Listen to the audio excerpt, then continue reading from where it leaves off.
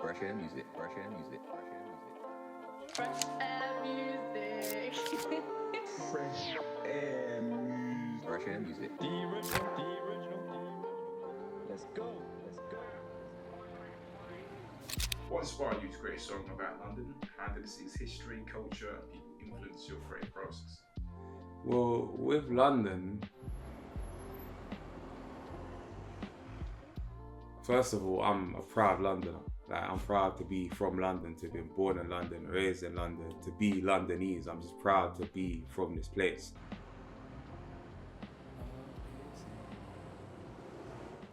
Right, so my name is DeeRiginal. DeeRiginal. You have to say it a few times, just so that it sets in. It's kind of like seasoning. DeeRiginal. DeeRiginal with no O. People think it's DeeOriginal, and I can understand if you don't know me. But it's DeeRiginal. That's DeeRiginal. DeeRiginal. I am an artist from Central London who makes fresh air music, and yeah, this is me. I have this ad-lib in my track sometimes where I go boom. If you know, you know. If you don't, you don't. But I guess you know now because you're watching this. And yeah. We are in Tatsbrook Market. It's quite empty right now because it's a Sunday and it's peaceful and it's chill. But yeah, this is an iconic place and an iconic street, Tatsbrook Street. I feel like in this street you kind of got like a nice visual contrast. On one side of the road you got your traditional sort of blocks, council estate, and on the other side you got your Regency architecture looking sort of houses, and it's a nice contrast. And there's so many different spots I can show you. Like, we actually filmed a bit of a music video around here the other day for my new track, London. So it's quite fitting and on brand, really. I feel like if you say to somebody, oh, yo, meet me at Tatsbrook Market, like they know, like this is the spot, like this is a hot spot basically.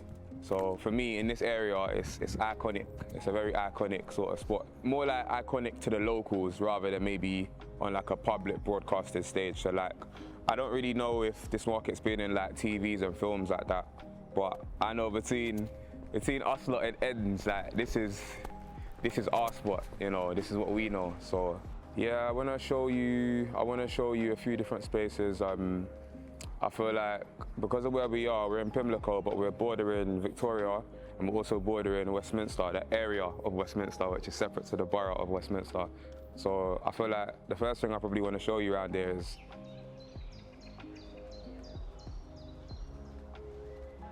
one of the blocks that I grew up on. In fact, a few of the blocks, because I didn't just live in one block. I lived in a few different blocks around there. I feel like that's something I really want to highlight, because me being a Central Londoner, it's like I feel like I've basically kind of got different parts of the city all in one location. I love maps, and specifically in London, I'm fascinated by like postcode systems, the boroughs, the boundaries, the street signs. Why is it when we're in Hackney, one side of the road says North London, the other side says East London? Why is it that Buckingham Palace, which is north of the river, says SW? Like, why does Buckingham Palace have a South West London postcode even though it's in Central? Some would say West Central. Little things like that. I've always been fascinated by it.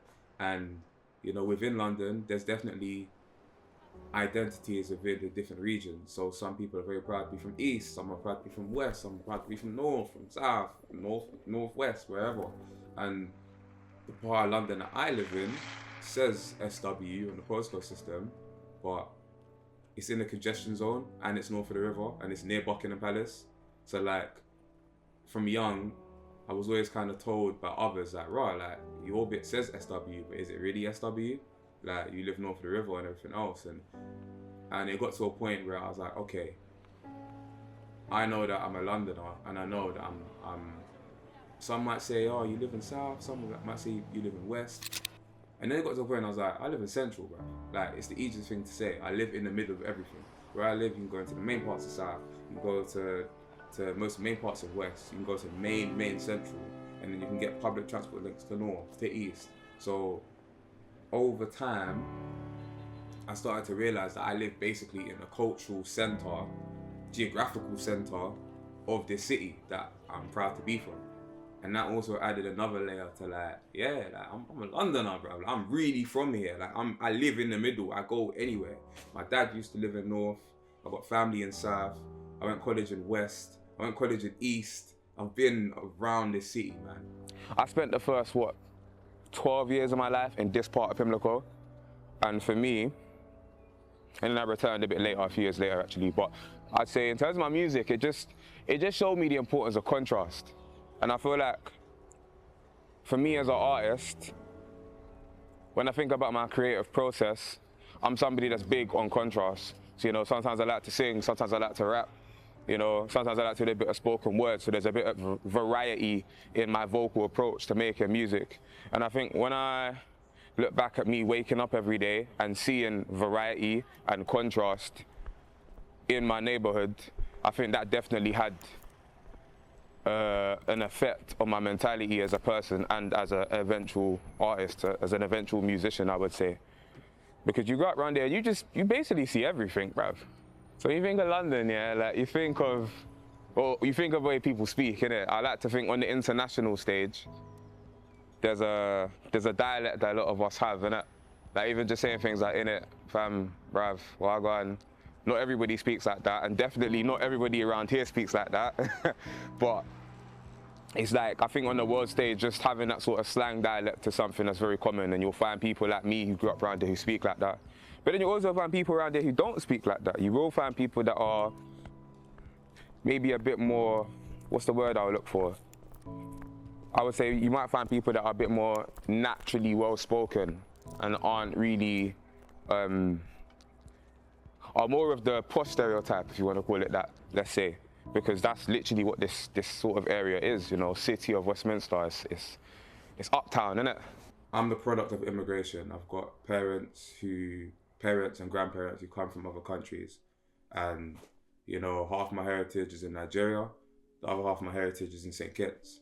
And whilst I'm very proud of my heritage, that's come, the places that my parents and grandparents have come from, I'm also very conscious about the fact that I was born and raised here in London. And I think that, on top of being a black person in Britain, knowing that I'm a minority in Britain, and that there's always this kind of undertone of like, okay, as a black person, I can't necessarily say I'm English, even though I was born and raised in the English part of Britain. But what I can definitely say is that I'm a Londoner. I'm a proud Londoner, do you understand? And as time has gone on, that's something that I've really held close to my heart in terms of my identity. It's the one thing that I feel can't be taken away from me. You know, if I go to St. Kitts right now, when I'm around other Kittitian people, they're very quick to like point out that obviously I'm from foreign. To them, I'm English, do you know what I mean? If I go to Nigeria, it's the same thing. But in London, nobody can tell me I'm not a Londoner, do you know what I mean? So there's those sort of layers. It's like, yeah, I'm just proud to be a Londoner, man. If London ever became its own independent state, like Monaco in France or whatever, bruv, I'd be Londonese. Like, I would have the Londonese passport. Like, I got the chain right here, bruv. I don't have any tattoos, but if I was to ever get a tattoo, it would be of the outline of London. Like, I'd get it. Like, that's the only tattoo I can never see myself getting. I'm not really a tattoo guy, but I thought, before getting a tattoo, why don't I get something that isn't permanently on my body? So then I thought, okay, jewelry. I could have got a t-shirt. I thought, nah, this stands out more. This stands out more, and I'm proud to have this.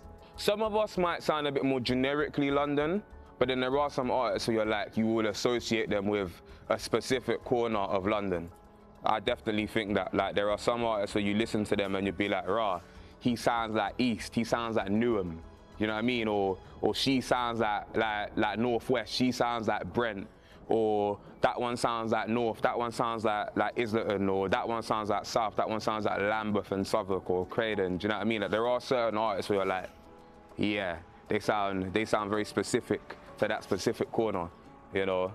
I think it'd be good to just speak about yourself as an artist. You know, you're from South London, yeah, and you're an artist. Yeah. And I feel like I'd love for the people watching this now to know a bit more about your music and what you do.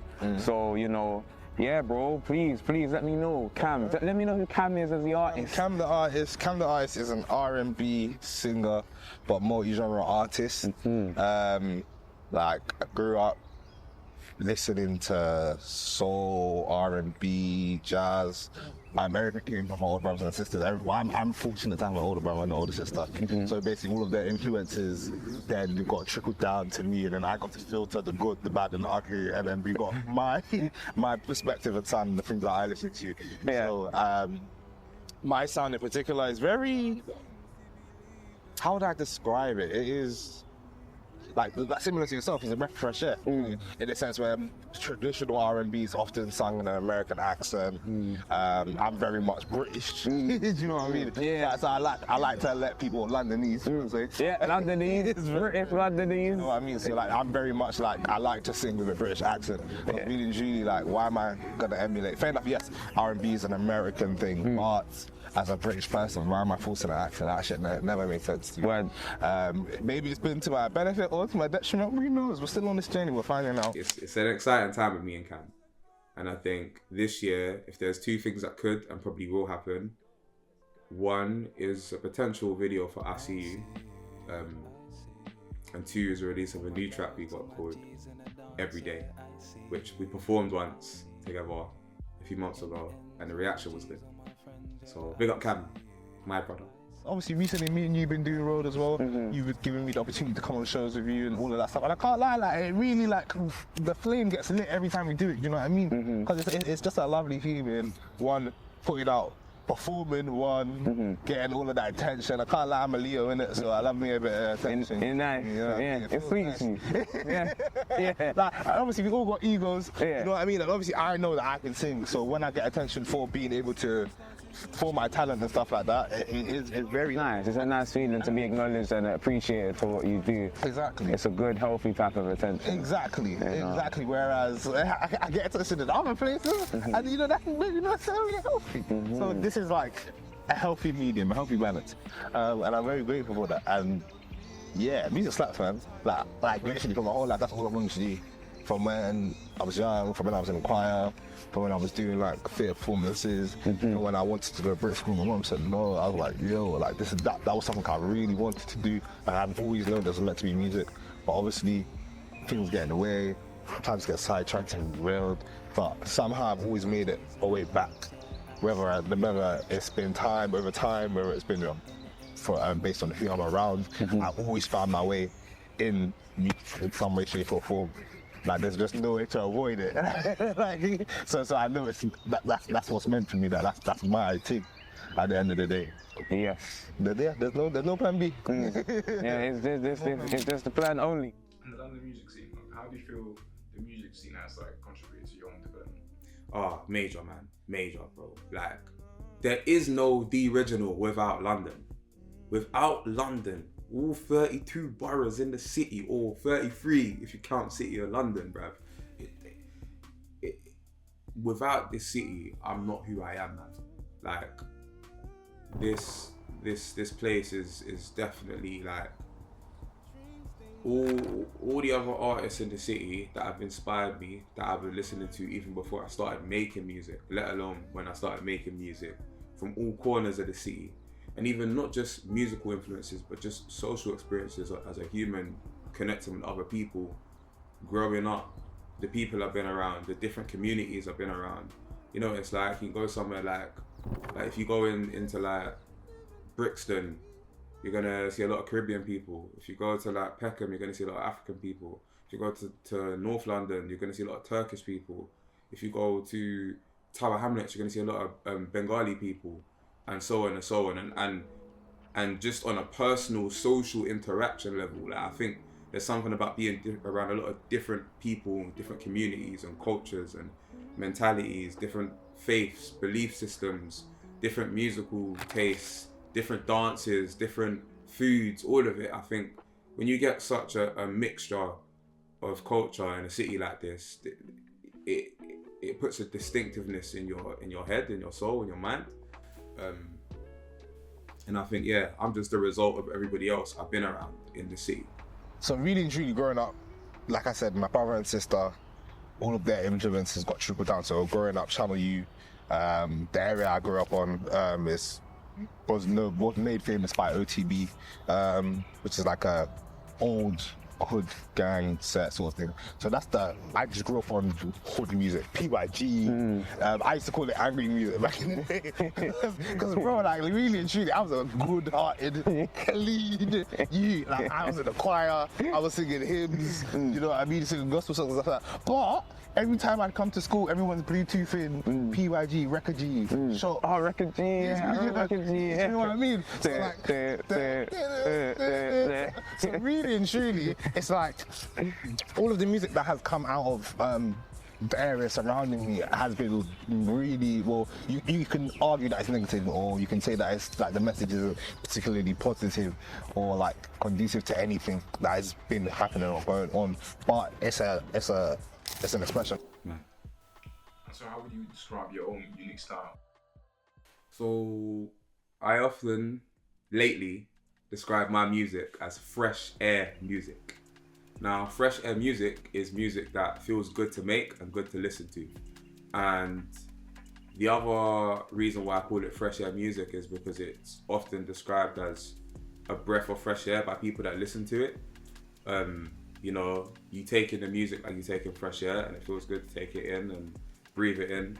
And I think within like in the world of rap orientated music, there's the way I decide to create music and the way I make music within a rap orientated world. I think it does often come across as a breath of fresh air, maybe because of, not just because of technically or sonically how I sound, but the things I say, the lyrics I come up with, the honest personality behind my music, the level of vulnerability as a man, and yeah, just a lot of things really. But yeah, it's fresh air music, so yeah. Take the camera. When I'm referring to you, how would you like me to refer to you today? Do you want to be Ree? Do you want to be TRTL? Do you want to be Turtle? How do you feel? Let's do TRTL. TRTL, yeah?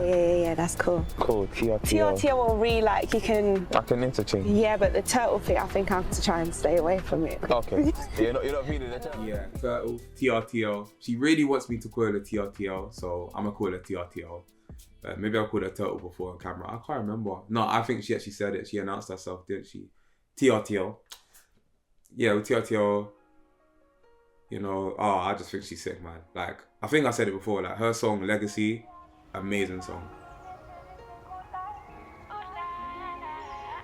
To meet up with her, to just talk to her on camera, and for her to be able to kind of showcase a bit about herself on camera, I was happy, because again, that's another London artist that I would love, you know, people watching to know about. Like,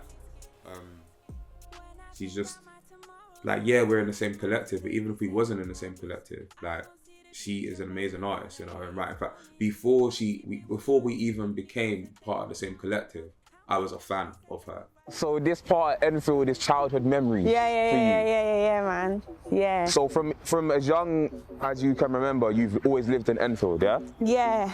So you're an Enfield person. Yeah. You're a proper North Londoner. Yeah, man. It's not been anywhere else. I've never lived anywhere else. Okay. So you are really doing upgrading of North. Yeah, I don't want to admit it, no. But you know.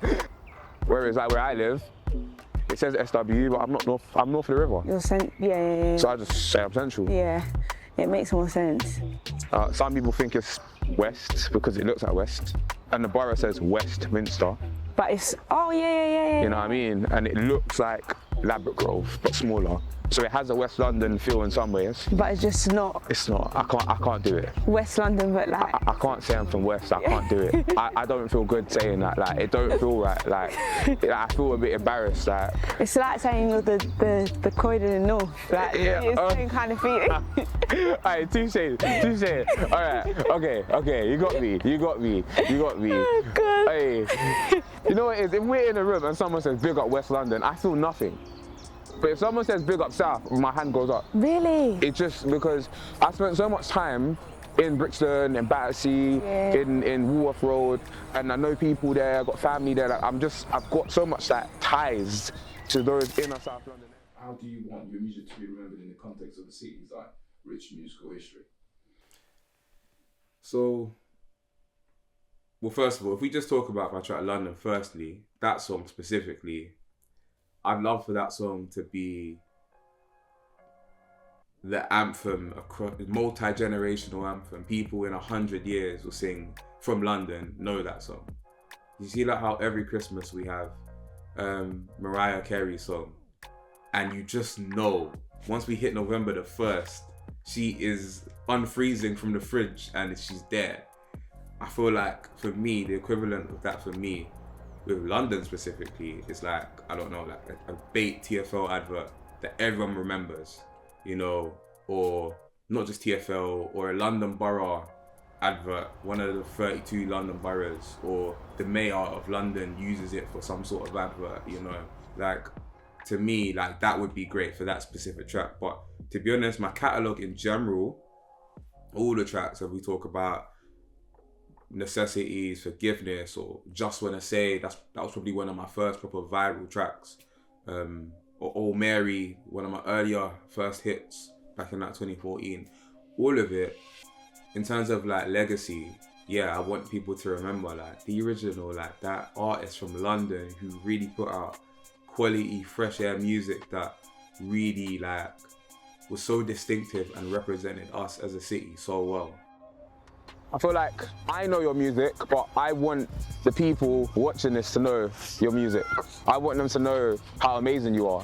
Oh, thanks, man. I want them to know. I want you lot to know. Like, she's amazing. Yeah. Like, legacy is literally, it's so timeless. Wow. Like, it's probably it's probably in my top 10 songs of 2023. I must have written this song a while back, maybe like 2021, 2020. Yeah, maybe around 2021 or so, I think. And like 2020 was just a bit of a mad year for everyone. Like, I lost my nan and stuff like that. And I was just, yeah, man. I was just thinking of like how much of a legacy she had left behind and stuff, and like how I could kind of draw inspiration to that and try and like leave my own legacy behind and what that meant to me and stuff like that. So it was literally just like coming off of the back of that, yeah, man, and just thinking about what I could leave behind for like the generations to come after me and the generations to come after them, and like what I need to actually do now to enable that to be possible. Right. Yeah. Right, so really thinking forward. Yeah. Because this life is short. Very, like, I feel like the whole the whole COVID situation, it just made me deep how short life is and how fragile it is, and like it made death become more of a reality, because like losing my nan, that was like the first big loss that I'd experienced. So it was just like, man, like life and death is really real. I want people to just remember DeeRiginal as that Londoner who made amazing music, that human being that came from this place and decided to express himself in a way that resonated with so many human beings, helped human beings. I get messages from people sometimes who really say like, yo, like, D, you've got songs that really like helped me get through like hard times, or just inspired me to do better, or I don't know, or just done something positive for them in some sort of way, left some sort of good impact in their mind, innit?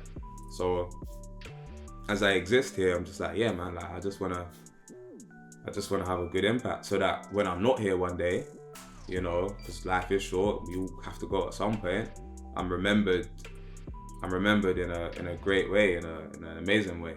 You know, on a world stage, when people think of London and they think of music, I'd love to be one of the artists that people think of. I think right now it may not be that on a global stage, but on a local stage in London, yeah, there's a lot of people that know DeeRiginal. As harsh as reality can be in that sense, you know, we're able to use that and, you know, create some beautiful, amazing music from it. You know, I've gone through your catalogue, and I just feel like, yeah, man, like you're just sick, man. You're just really sick. You too, man. And I wonder, like, I think about you and like a project from you, like an EP, an album, what that would sound like? Yeah, I'm actually I'm working on some stuff now. Yeah. Like I've wanted to do an EP for years because I started doing music.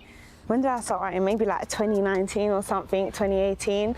But I started like trying to jump on it more 2020 after my nan passed. Right. So that was like a kind of push for me. And then I've been trying to work on an EP since I started writing. But you know, like when you hear the music and then you leave it long to release, and then you've realised like you've grown from the place that you were before, so it's not even worth releasing anymore. And then that just kept on happening. So there was probably like 2 EPs that I wanted to release, and then I felt like I had grown to just.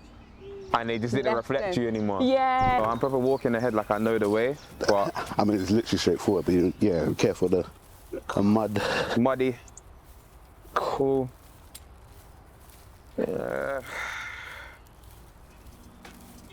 Yeah, man, yeah.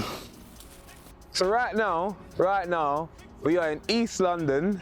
We are in the London borough of Waltham Forest. So geographically, technically, it's actually northeast. But because there's no northeast postcode, we're just gonna say we're in East London for the sake of it.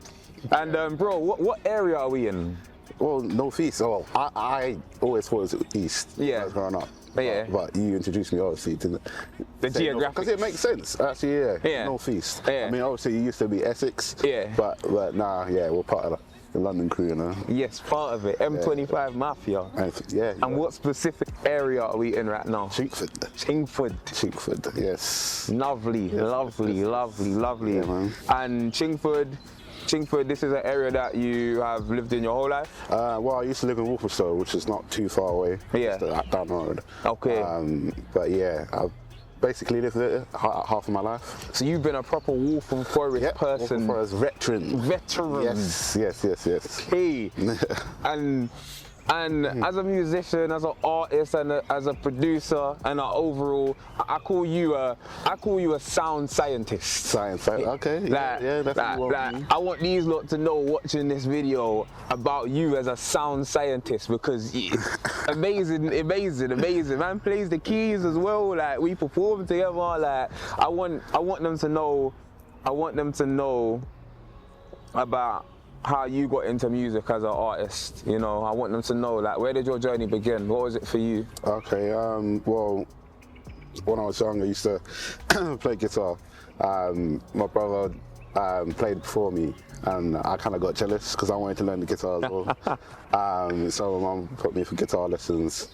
Yeah, I really enjoyed it. Wanted to learn more instruments. So when I was about 13, started playing keys.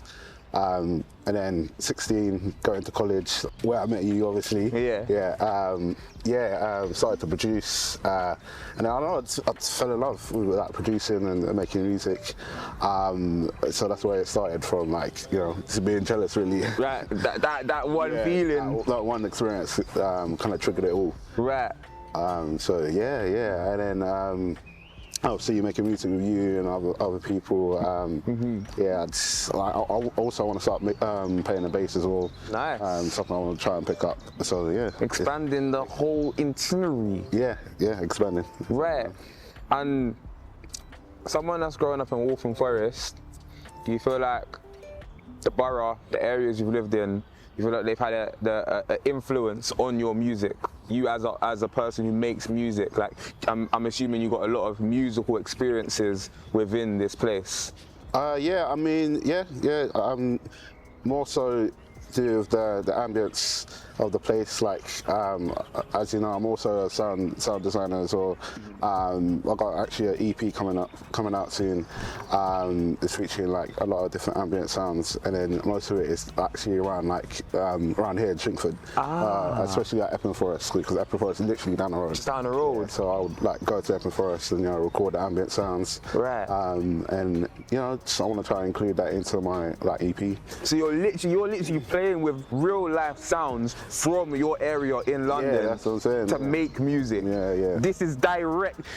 This is direct. That's what I'm saying. Yeah. Like sometimes, like when I speak to people like who are like artists from the city, they may not be able to fully articulate like the correlation between the area, their area and music. But the fact that you're literally doing this, where you're taking sounds from your area to make the music. So you're just Waltham Forest off. That's what I'm saying, man. This is my hometown, isn't it? So I represent. This is down to the bone. Bro, I love it. I feel that's so sick, bro. Thank you, man. I appreciate it. It's good because I get a contrast of like kind of the city life and also the country life because it's only like down the road. So like, you know, it's just like easier to, you know, mix the two. That balance. Yeah, because you're right, it does. When we're here, we stand here, it's like it's got that outer London suburban feel, but it's still a London borough. But then you can just dip down the road and get just out of London if you want. So you got that nice balance. A mixture of both. Yeah, you're right in between all of it, you know.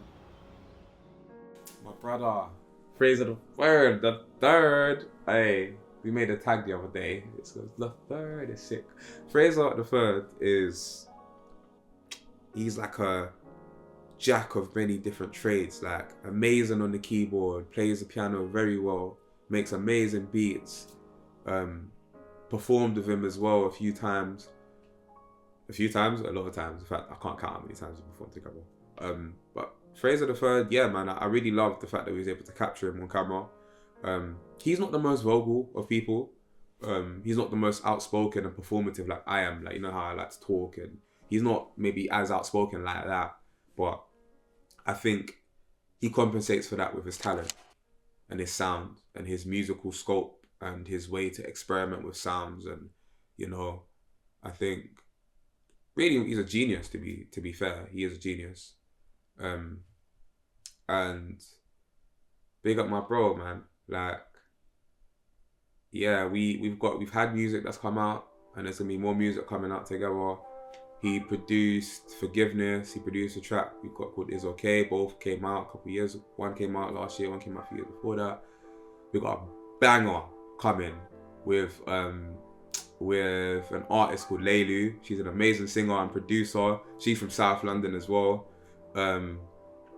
We didn't actually get her on camera or anything, but Leilu, big up Leilu, you know? Like, we got this song called Don't Go. Fraser the Third produced it, and yeah, like when that drops, it's mad. I can't lie, it's mad. But yeah, Fraser, sick guy, man.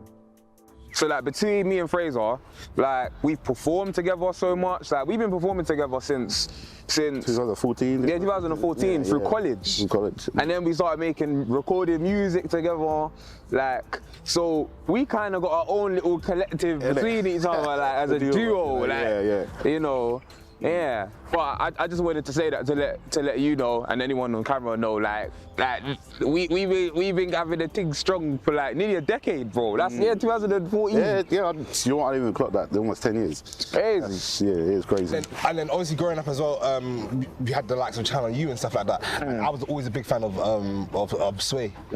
Sway. That's what I'm saying. So he was a breath of fresh air in a world, well, not in a world, in a scene dominated by road rap. His content was, let's say, child friendly, and it was very relatable. Like, what's it called? The Following Fashion song. As I grew up as an adult, and I like re-listened to that song, I was like, yo, I've lived this song. Because that's I'm out all the time. I'm spending money. I was running up my overdraft. Like, literally, just to have, just for the illusion of having a good time. You know what I mean? I said, I don't care. I'm following fashion. Like, I'm having a good time. You know what I'm saying? I'm living it.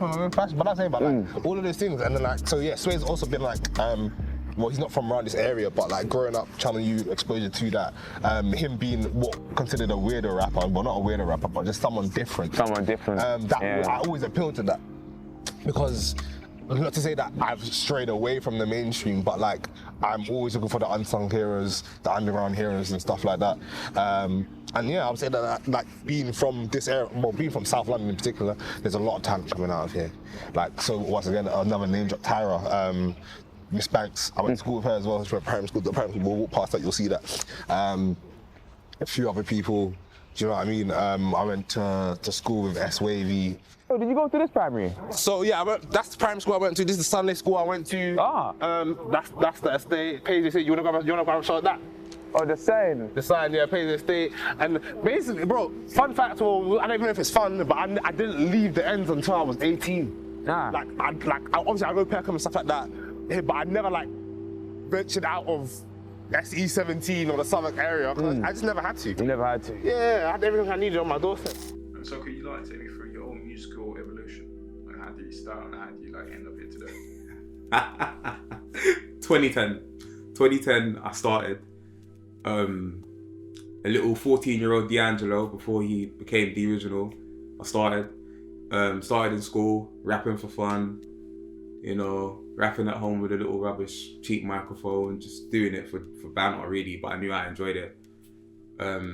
Started performing at shows, talent shows, started going to the youth club studio, which is a lot more professional. You know, I started to pick up like performance skills, how to perform better. That translated into my recordings and starting to become a better recording artist as time went on. Experimenting with different genres, rapping, singing, spoken word. Going to all different parts of London to perform the music I was working on over the years. And then starting to understand the production side of things more, how to use equipment, recording equipment, light mixing. And then as years went on, eventually I got my own home studio set up. I started recording even more at home, mixing, and now we're at a point where a lot of my publicly released music that you've heard and everyone's heard is mixed by me. Sometimes I let someone else mix and master it, just depends on the circumstances. I'm even producing beats now as well, and as time goes on, some of my releases will be beats that I made. And yeah, it's been like, we're in 2020, where are we now, 2024. And I started making music in 2010. So it's been a 14-year journey. You know, I went from D'Angelo to Angel Records to Lyrical D to Original D to DeeRiginal to DeeRiginal with D-double-E. Yeah, it's crazy. Like, and yeah, man, I've just been around, man. All the freestyle videos. I used to battle rap as well. You know, right now we're in Greenwich Borough. I used to go and battle rap on Know Me TV, and we used to do that in Woolwich, in South East. Yeah, that's what we used to do. Crazy times, man. Crazy times, bro. Crazy times. I've always had an interest in like music. I've always liked music. My dad, he's heavy into music. Like, he plays the bass and stuff. He used to have his own little group when he was younger. And then my mum, she sings in church and stuff like that, sings a lot. So I just feel like that kind of, being surrounded in that kind of environment, growing up and stuff, like, it influenced me a lot. And then when I was younger, I started playing the piano. I hated it, like, I didn't like it at all, but I think that helped with even melodies and things like that. And then I was always into, like, I enjoyed writing poetry. I liked writing it, like birthday cards and things like that. I would just write a poem on my parents' birthday cards and stuff, and it was like, it's bare cheesy, innit? I don't know why I was doing that, but I'd done it. And then like at school, writing poems and stuff like that. But my cousins, they always used to pressure me to sing. Like my older cousins, they always used to pressure me like, Ree, I'll sing something for us. And I was like, no, it's not me. Like, I was just very, very shy. But yeah, I just started writing a song. I always felt like writing music, to me anyway, it just felt like a cringy thing to do. Like, I'm quite close with my feelings, so I just feel like putting my feelings down on a page and then vocalizing that, it's just weird. Like, why would I do that? But then when I actually started, it was just refreshing, and then it didn't sound too bad. So I was like, maybe I should continue. And then, yeah, like, we're here now, but there's still, I just think there's still a lot more I need to work on, being consistent and stuff like that. But yeah, it's just a journey. It's just a journey, and I'm just trying to love every second of it, every moment of it, and just trying to take in as much as I can. But yeah, man, that's how it started. Oh yeah, you was gonna say something. Yeah, so I was gonna ask about it, like, what's your usual creative process before you create a song? Depends. All right, so sometimes I'll just write lyrics on my phone throughout the days, months, weeks, whatever, and it'll be about a very specific topic. So if I give you an example, forgiveness. I had written some of the lyrics for Forgiveness without there being necessarily a beat in mind or anything. I just knew that I wanted to write a topic on forgiveness, forgiving others and those forgiving me. It was kind of like poemy, spoken wordy, but then once there was a beat in mind, that helped me to give it more rhythm and structure and hook and verse. And London would be a better example actually. With London, Cam Legend. Oh bro, I still got the voice note on my phone. Yeah, me, Cam Legend and Fraser the Third was sitting at my house in Central in Pimlico, and Cam was playing some beat loops, and he must have played like the first I don't know, 5 seconds of the London beat. And I was like, bro, that sounds like London. And I was just there humming gibberish melodies. I still got the voice note on my phone, bro. And then at one point I'm like, oh, that sounds like London, bro. And then a few months later, he sends me like the finished version of the beat. And I knew that it was gonna be about London based off a few sounds that I heard in the beat. So then from there, I've got a melody in mind, I've got a topic in mind. It's very easy. All I've got to do is add words and structure. So I'm like, London, all my friends in London, all the ends in London, representing London, energy, and then I'm going on with that. And then the fun part comes in the verse where I'm like, could have been bus back train, and I'm getting all nerdy with it, postcodes, boroughs, everything. And that was a very easy song for me to rap because it came from a very personal place of being proud to be London and so nerdy about wanting to show the world about London and the geography and the politics and the everything else. But then other songs don't come that easy. Some songs have taken me longer time to write. I hear you because I can relate to that feeling. And I think sometimes we need to be reminded that what we make and what we know and what we've listening back to in terms of what we've created, other people will be hearing for the first time. Yeah, this is the thing, yeah. And to them, based on their life and their journey, when they hear you and they hear maybe music that you've got unreleased that you feel like, oh, I'm releasing it now, but it don't really reflect me anymore. But it might be perfect for them. Yeah, it's true. Yeah, I think sometimes you just have to take away like the selfish element of making music and it being like your expression of how you're feeling and stuff like that, and more think about the bigger picture of how other people receive it. How they receive and it. Yeah, exactly, stuff like that. Because if you get too much in your heads, let's face it, nothing will ever come out. Nothing will come out. Trust. Nothing will ever come out. I feel like as we're filming now, like, I want to let them know about Forgiveness, our track Forgiveness that you produce.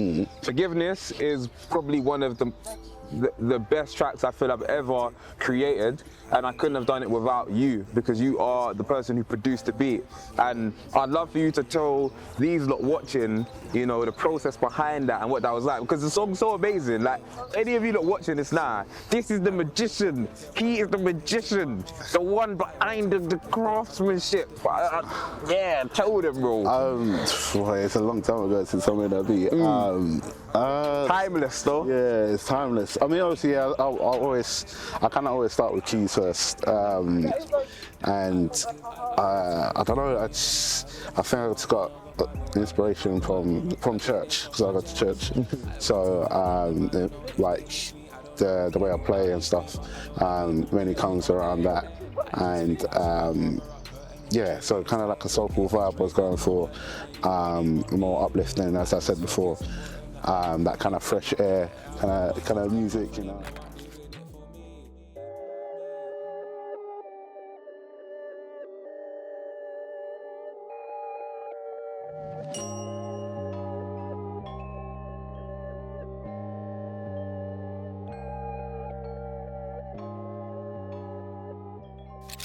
Is there anything that I've asked you about to share?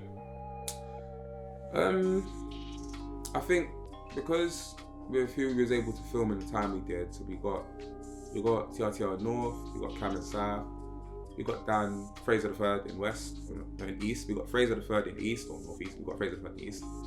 So we didn't get the chance to get anyone personally in West or Northwest with the limited time that we had. But there are people from West and Northwest I'd love to shout out. I think when we talk about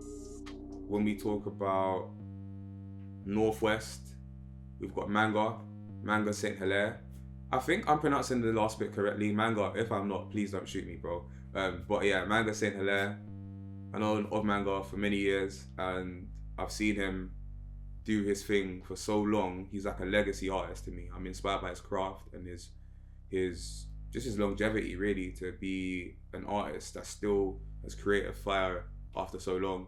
A fellow Londoner as well. He's from Northwest, so big him up from Northwest. Big up Cleo Soul. I don't know if she needs bigging up in this documentary, to be fair, yeah. But she's so wavy, man, and she's from West. She's just so sick, man. Like,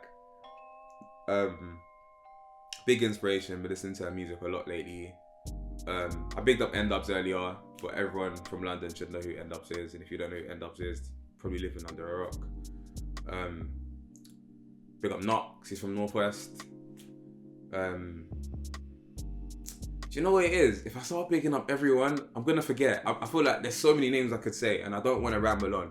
But what I will say is, where we didn't get specific artists from West or Northwest in this documentary, that isn't because there aren't amazing artists in Northwest and West London. There are so many. It's just we didn't have the time to. And maybe there'll be a part 2 to this documentary. We are looking at getting a London remix done as well. So there's so many avenues. I think what we're doing now doesn't end here. It might be the end of a chapter in terms of this documentary, but there's definitely room for us to do more as time goes on. I'd love to showcase every single artist that we have within the M25 because it's so sick. Like, hey man. Yeah, big up my London G's, my London music makers, my London producers, my London photographers, videographers, my London actors, my non-creative Londoners who also inspired me, my family, my friends. Big up boss man at the shop that sells food, boss man that sells chicken and chips, boss man and boss woman at the market, at the butchers, boss man at the bus station. Do you know what I mean? Big up everyone in London that makes London what it is. And, you know, yeah, man. Big up everyone. Big up the city. Big up the corporate places. Big up everything. I don't know, man. People in suits, people in dresses, people in trackies. You name it. People in the church and mosque. People... Hey, bro, everyone, man. Big up my London people, bro. Nice.